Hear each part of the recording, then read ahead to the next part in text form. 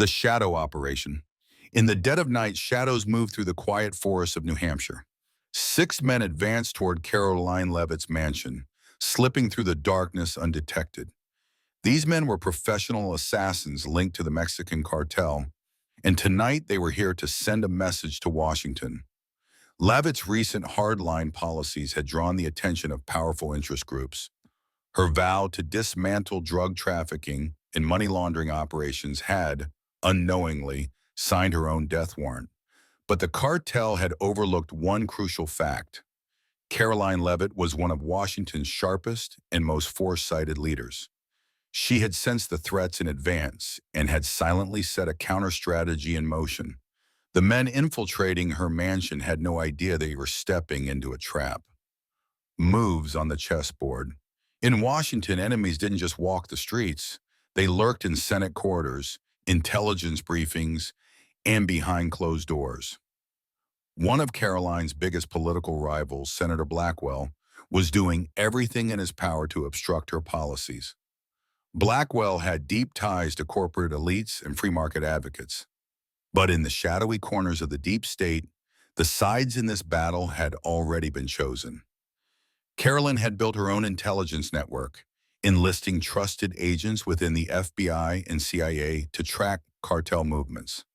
On the night of the attack, she had given her security team specific orders. At the same time, special FBI units were watching from a distance. The plan was simple. The cartel would enter, but they wouldn't leave. The trap closes at exactly 2:47 a.m. The cartel members slipped into the shadow gardens of the mansion. Expertly bypassing the locks, they crept silently toward the upper floor. But something was off. Every security camera was focused on them. By the time they noticed, it was too late. Suddenly, all the lights switched on and the doors automatically locked. Security systems engaged, and Karoline's calm voice echoed through the house's speakers. "You wanted to send a message to Washington? Well, here's one for you." The cartel members drew their guns, but laser sights from hidden turrets locked onto their bodies. Within seconds, the security team emerged from concealed panels and windows, encircling the cartel. A panicked assassin fired his weapon, only to be instantly neutralized. A night of regret as the cartel members were handcuffed.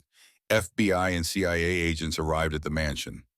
Documents linking Blackwell to the cartel were seized, marking a significant victory in Washington's silent war. Karoline stepped toward the cartel leader, smiling as she whispered, "You thought you could stop me, but you never understood the real power of Washington." The next day, the media was flooded with news of Karoline Leavitt's heroic stand. At a special press conference, she stood before the cameras and declared with a firm voice, "Anyone who threatens democracy and my people will regret it, sooner or later."